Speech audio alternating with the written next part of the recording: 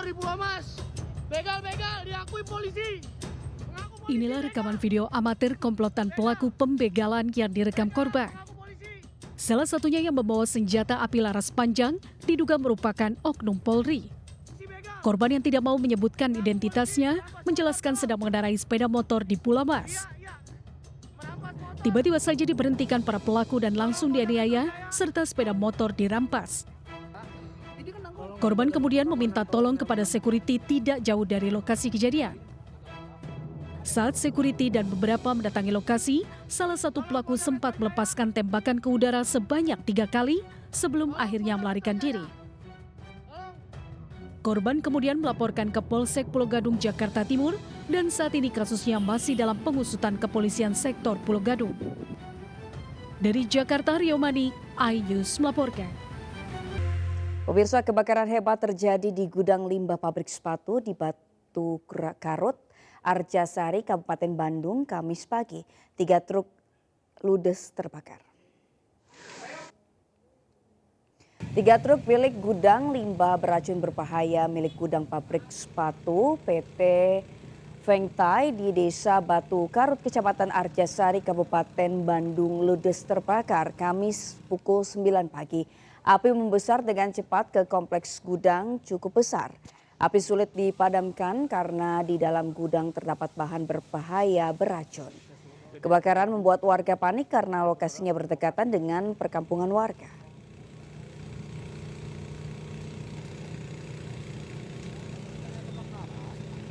Pemirsa, aksi pencuri bertopeng tas plastik di Ponorogo, Jawa Timur terekam CCTV dan viral di media sosial. Aksi pelaku berakhir setelah tertangkap warga saat gagal mencuri di sebuah minimarket.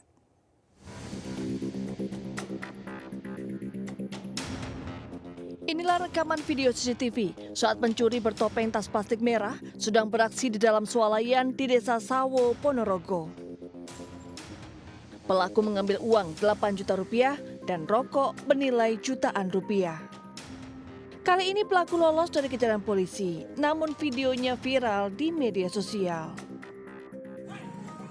Di waktu lain, pelaku kembali mencuri di sebuah minimarket di Desa Campurrejo, Kecamatan Sambit, Ponorogo. Kali ini dengan cara berpura-pura menjadi hantu pocong, namun aksinya gagal karena dipergoki karyawan minimarket. Pelaku ditangkap massa dan dihakimi hingga babak belur. Dari tangan pelaku diamankan rokok berbagai merek senilai 11 juta, mukena, linggis, dan juga mobil milik pelaku. Kepada polisi, pelaku mengaku mencuri dengan topeng tas plastik merah agar tidak terdeteksi kamera pengintai atau CCTV. Saat menyamar sebagai hantu pocong, pelaku juga bermaksud menakuti warga. Namun ternyata malah tertangkap. Resek merah bilang. Iya, ini sama ini yang bersangkutan juga mengakui mereka juga melakukan kejahatan yang sama di wilayah Sambit, di wilayah Sawu. Kini pelaku ditahan di Mapolsek Sambit untuk mempertanggungjawabkan perbuatannya. Dari Ponorogo, Jawa Timur, Ahmad Subeki, iNews melaporkan. Pemirsa, H+1 Lebaran atau hari kedua Idul Fitri, antrean kendaraan pemudik balik sudah terlihat mengular di Pelabuhan Bakaheni, Lampung. Diprediksi puncak arus balik di Pelabuhan Bakaheni akan terjadi pada hari Minggu mendatang. Dan berikut laporan reporter Salam Rahmat dari Bakaheni, Lampung pada Kamis malam. Ya pemirsa, untuk situasi terkini arus lalu lintas di kawasan Pelabuhan Bakauheni Lampung dalam melakukan perjalanan arus balik Lebaran 2024 ini sudah mulai terlihat adanya peningkatan jumlah volume kendaraan yang akan melintas untuk menuju ke Pelabuhan Merak, Banten. Tentu berbeda situasinya kalau kita bandingkan pada pagi hari tadi yang memang belum terlihat adanya antrean kendaraan yang cukup panjang seperti yang terlihat pada saat ini. Karena dari pihak SDP ini juga menilai bahwasanya tren peningkatan jumlah volume kendaraan untuk di arus balik ini sendiri akan dimulai pada hari ini dan nantinya untuk puncak arus balik akan terjadi pada tanggal 14 dan juga 15 April mendatang, mengingat di hari tersebut ini merupakan akhir dari cuti bersama Lebaran 2024. Dan dari pantauan kami di lapangan, mayoritas kendaraan yang melintas ini sengaja memilih melakukan perjalanan waktu arus balik di Lebaran 2024 ini pada malam hari atau juga pada waktu gelap untuk menghindari panas terik matahari dan juga peningkatan atau juga penumpukan jumlah volume kendaraan. Karena dari pihak SDP ini juga menghimbau bahwasanya bagi para pemudik yang akan melakukan perjalanan arus balik begitu untuk melakukan pemesanan tiket maksimal H-1 agar nantinya tidak terjadi adanya penumpukan kendaraan akibat pemudik yang belum memiliki tiket. Dari Bakauheni, Lampung, Salam Rahmat, Ahmad Putra, iNews melaporkan. Arus balik pemudik juga terlihat di gerbang tol Cikampek Utama, Jawa Barat. Sejak habis pagi hingga malam hari, sebanyak 20.000 kendaraan terpantau menuju ke arah Jakarta. Seperti apa kondisi arus lalu lintas di gerbang tol Cikatama serta prediksi arus balik? Berikut laporan reporter Nata Arman. Pemirsa, suasana pada malam hari ini di gerbang tol Cikampek Utama terpantau ramai lancar, belum ada penumpukan kendaraan yang begitu signifikan baik itu pagi hari tadi sampai dengan malam ini. Berdasarkan data dari pihak Jasa Marga pada pukul 6 sore tadi, update mengatakan bahwa lebih dari 40 kendaraan yang melintas ke arah tol Trans Jawa, sementara untuk arah sebaliknya menuju ke Jakarta tercatat 20.000 kendaraan. Kemudian dalam arus balik tentunya memiliki tantangan tersendiri karena berpotensi lebih padat karena terjadi penumpukan kendaraan yang tersebar dari Jawa Tengah maupun Jawa Timur mengkerucut ke arah Jakarta. Kemudian dibandingkan dengan arus mudik yang mana sebaliknya yakni dari arah Jakarta menuju ke arah Jawa Tengah maupun Jawa Timur yang tersebar, sehingga untuk penanganan dari arus lalu lintas sendiri ini lebih mudah dibandingkan dengan arus balik. Kemudian dapat kami sampaikan juga bahwa untuk diprediksi puncak arus balik terjadi pada tanggal 14 April 2024 sampai dengan tanggal 15 April 2024. Karena pada tanggal tersebut masyarakat sudah mulai kembali aktivitas bekerja seperti itu. Kemudian juga untuk potensi terjadi penumpukan kendaraan terjadi di kilometer 66 karena ada pertemuan dari arus lalu lintas dari tol Trans Jawa bertemu dengan arus lalu lintas dari tol Cipularang dari Bandung menuju ke Jakarta. Kemudian diimbau juga pada seluruh masyarakat yang ingin melakukan perjalanan agar kembali mempersiapkan kendaraan Anda, pengecekan mesin, kemudian pengecekan ban dan juga pengereman guna menghindari hal-hal yang tidak diinginkan. Kemudian diimbau juga agar pemudik atau maksud kami yang ingin melakukan arus balik perjalanan ini diharapkan tidak menggunakan travel gelap demi menghindari resiko-risiko yang tidak diinginkan. Dari Karawang, Jawa Barat, Nata Arman, Seto Nadifa, iNews melaporkan. Pemirsa, hari kedua Idul Fitri 1445 Hijriah, stasiun kereta api Pasar Senen, Jakarta masih ramai penumpang. Meski lebaran sudah lewat, ribuan penumpang masih akan melakukan perjalanan mudik. Kamis malam di hari kedua Idul Fitri, stasiun Pasar Senen masih ramai. Penumpang yang akan melakukan perjalanan mudik masih banyak meski jumlahnya sudah sedikit menurun dibandingkan hari sebelumnya. Dari data PT KAI Daop 1 Jakarta, tercatat tiket yang terjual untuk perjalanan di hari kedua Lebaran adalah sebanyak 24.460 tiket kereta api jarak jauh dengan tujuan wilayah Jawa Barat, Jawa Tengah, dan Jawa Timur.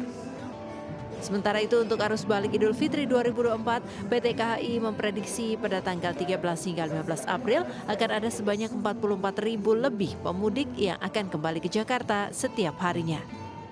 Dari Jakarta, Stephen Patinama, Aulia Ramadan, iNews melapor. Pemirsa, hari kedua Lebaran, arus mudik di Bandara Soekarno-Hatta terpantau landai. Sementara diperkirakan puncak arus balik di Bandara Suta akan terjadi pada tanggal 15 April 2024. Hari kedua Lebaran 2024, arus mudik di Bandara Soekarno-Hatta terpantau lengang. Sejumlah penumpang tampak mengantri untuk check-in di konter Terminal 2E tanpa berdesakan. Mayoritas penumpang di Terminal 2E berangkat ke berbagai wilayah di Pulau Sumatera. Pada 11 Maret, ada sekitar 61.000 orang yang berangkat dari Terminal 1, 2 maupun 3. Sementara untuk kedatangan, sekitar 55.000 orang tiba di terminal yang sama.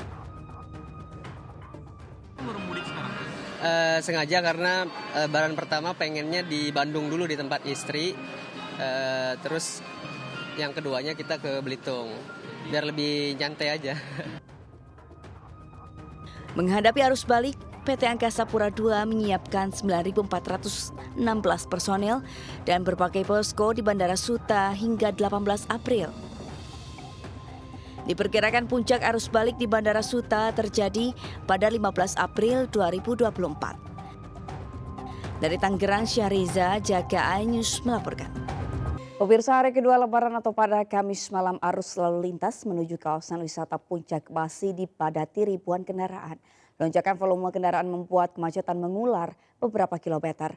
Polisi mengimbau agar para pengemudi kendaraan berhati-hati di kawasan puncak karena diguyur hujan deras dan banyak genangan air. Beginilah kondisi arus lalu lintas di Simpang Gadok menuju kawasan wisata puncak pada Kamis malam.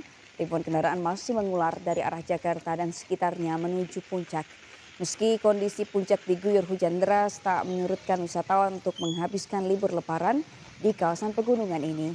Pihak Satlantas Polres Bogor mengimbau agar masyarakat pengguna jalan yang hendak ke puncak agar berhati-hati karena medan yang berliku dan licin karena banyak genangan air.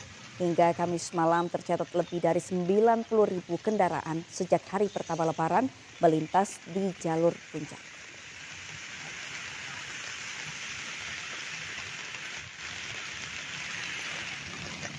Pemirsa, hingga Kamis malam arus lalu lintas di kawasan wisata Lembang, Kabupaten Bandung Barat, Jawa Barat masih mengalami kemacetan.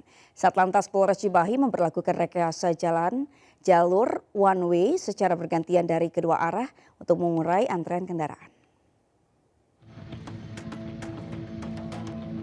Seperti inilah kondisi kemacetan di kawasan wisata Lembang, Kabupaten Bandung pada hari kedua Idul Fitri atau H+1 Lebaran. Kendaraan wisatawan bahkan nyaris tidak bergerak. Titik-titik kemacetan parah terjadi di Jalan Grand Hotel Lembang, Jalan Pasar Lembang, dan Jalan Beatrix. Kemacetan disebabkan tingginya volume kendaraan wisatawan dari sejumlah objek wisata maupun dari penginapan. Meski Satlantas Polres Cimahi dan Polsek Lembang telah bergantian melakukan one way dari arah Bandung maupun sebaliknya dari arah Lembang, akan tetapi kemacetan belum bisa sepenuhnya terurai. Kita dari pagi sampai malam ini sudah melaksanakan CB penarikan CB one way, penarikan sebentar dari arah Kota Bandung menuju Kota Lembang sebanyak 5 kali. Kemudian dari arah Subang, dari arah Lembang menuju Kota Bandung sebanyak 2 kali melakukan CB one way. Satlantas Polres Cimahi memprediksi kepadatan arus kendaraan wisatawan akan terus terjadi hingga hari Minggu mendatang. Dari Kabupaten Bandung Barat, Jawa Barat, Yuwono, iNews melaporkan. Pemirsa, kawasan wisata Malioboro, Yogyakarta mulai diserbu ribuan wisatawan hendak mengisi masa libur lebaran. Peningkatan kunjungan wisatawan membuat arus lalu lintas di kawasan tersebut terpantau padat merayap. Masa libur panjang lebaran dimanfaatkan sebagian warga untuk berkunjung ke kawasan objek wisata, salah satunya Malioboro. Destinasi wisata favorit di jantung kota Yogyakarta ini sejak pagi hingga malam hari diserbu ribuan wisatawan. Mereka tak hanya berasal dari Yogyakarta dan sekitarnya, tetapi juga dari berbagai daerah di Indonesia.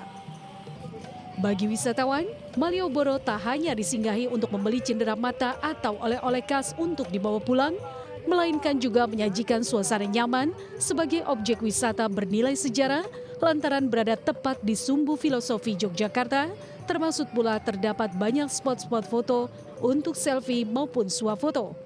Karena Malioboro salah satu destinasi yang paling banyak dan banyak spot-spot wisata yang menarik.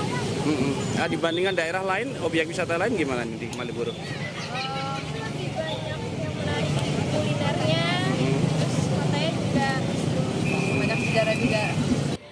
Peningkatan jumlah kunjungan wisatawan ini membuat arus lalu lintas di sepanjang ruas Jalan Malioboro padat merayap oleh kendaraan pribadi. Tak hanya di sepanjang Jalan Malioboro, jalur pedestrian juga tampak ramai dipadati wisatawan. Untuk mengantisipasinya, aparat kepolisian setempat dan instansi terkait melakukan rekayasa lalu lintas dengan sistem buka tutup jalan. Bisa kita sampaikan di sini arus lalu lintas sudah mulai ada peningkatan. Kita lihat masih banyak atau sudah banyak plat non-RB yang masuk ke Jakarta. Dari Jakarta, dari Bandung, Semarang, Surabaya, dan kota-kota besar ya. Diprediksi peningkatan kunjungan wisatawan di objek wisata belanja kawasan Malioboro ini akan berlangsung hingga Senin mendatang. Dari Yogyakarta, Heru Trijoko, iNews melaporkan. Pemirsa, hingga malam hari, Pantai Indah Ancol masih ramai pengunjung untuk menikmati suasana dan bersuah foto di sekitar pantai. Pengunjung Ancol selama libur lebaran diprediksi mencapai 800.000 orang.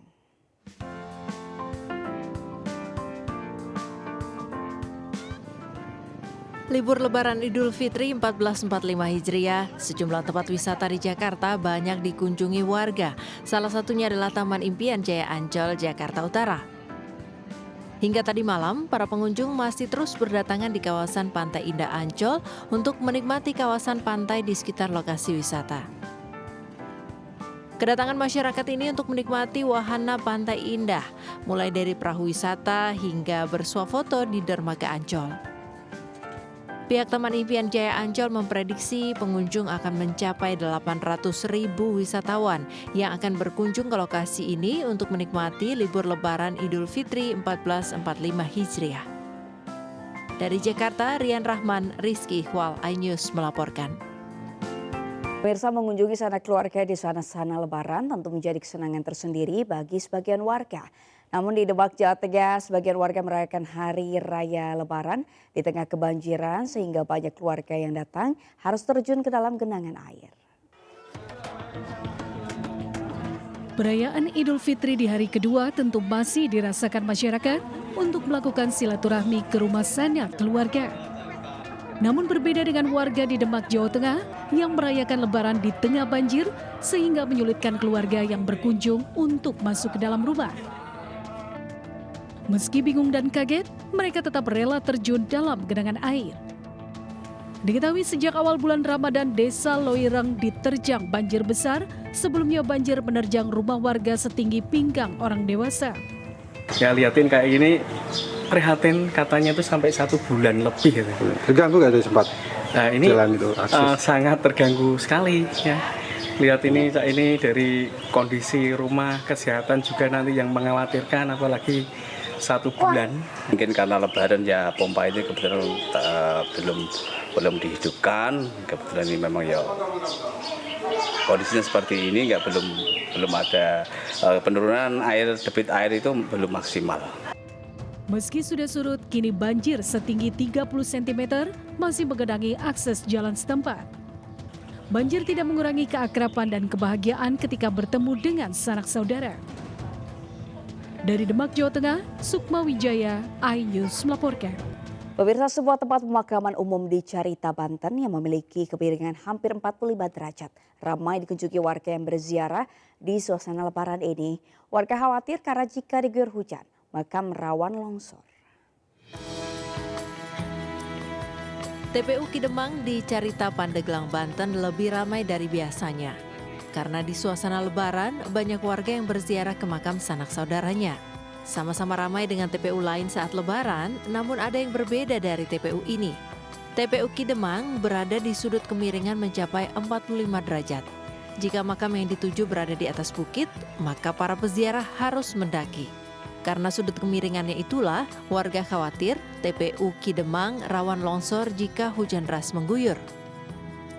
Gak pernah sih Pak, sini Pak, gak pernah longsor. Ke orang tua aja Pak, ya keluarga. Ziarah pas Idul Fitri sih, rata-rata kalau di sini tradisinya. TPU Kidemang berada di pinggir pantai Carita, tak jauh dari Masjid Agung Carita. Dari Pandeglang, Banten, Iskandar Nasution, iNews melaporkan. Pemirsa, ratusan warga berebut gunungan dalam tradisi Grebek Syawal yang digelar Keraton Yogyakarta di halaman Masjid Gede Kauman Kamis siang. Meskipun dalam Grebek Syawal kali ini masyarakat tidak diperkenankan berebut gunungan secara langsung, namun antusiasme masyarakat yang datang tetap sama.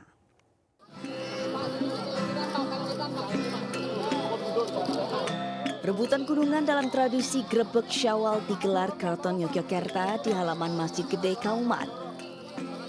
Berbeda dengan tahun sebelumnya, pada pelaksanaan Grebek Syawal kali ini, masyarakat dilarang untuk berebut gunungan secara langsung. Gunungan yang terbuat dari hasil bumi tersebut hanya boleh diambilkan oleh abdi dalam pengulon untuk kemudian dibagikan kepada warga maupun wisatawan yang hadir. Meski demikian, antusiasme masyarakat dalam mendapatkan gunungan tetap tinggi hingga membuat petugas yang mengamankan jalannya acara kewalahan. Kegiatan Grebek Syawal yang telah menjadi tradisi sejak ratusan tahun silam tersebut hingga kini masih tetap mampu menyedot perhatian masyarakat. Tak hanya berasal dari Yogyakarta, mereka yang datang dari berbagai daerah untuk mampir ke Yogyakarta juga menyempatkan diri untuk mendapatkan gunungan di sini. Ini hal yang baru karena saya bukan orang dari Jawa, jadi baru tahu ini ada kegiatan seperti ini. Jadi pertama kali ya? Iya. Ini tadi gimana? Susah nggak dapatkan? Susah ini. Kenapa? Kenapa susah? Berebut. Berebut ya? Iya. Selain tertarik menyaksikan keseruan tradisi budaya Keraton Yogyakarta, banyak pula warga yang yakin jika berhasil mendapatkan gunungan tersebut, maka mereka akan mendapatkan berkah. Dari Yogyakarta, Heru Trijoko Anyus melaporkan. Pemirsa, masih dalam momen Lebaran, sepertinya salah satu kuliner ini bisa Anda sajikan, yakni sambal lado tanak. Kuliner khas Minang ini memiliki rasa pedas serta diolah dengan rempah pilihan dan selalu ada saat Lebaran tiba. Seperti apa? Berikut liputannya.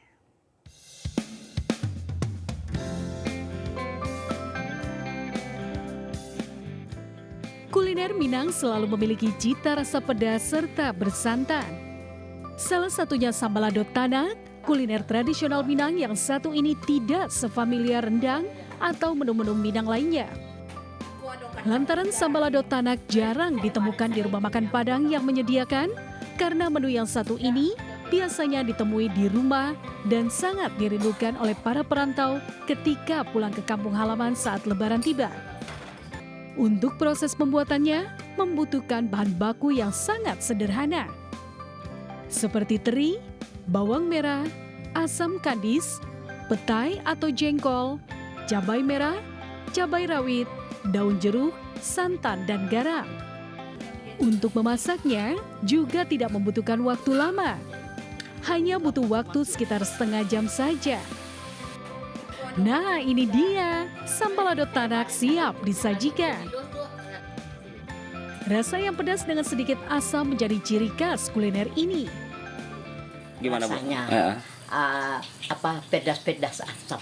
Pedas-pedas asam ya. Untuk masaknya butuh waktu berapa lama, Bu? Setengah jam? Iya. Setengah jam ya? Oke ya, terima kasih Ibu.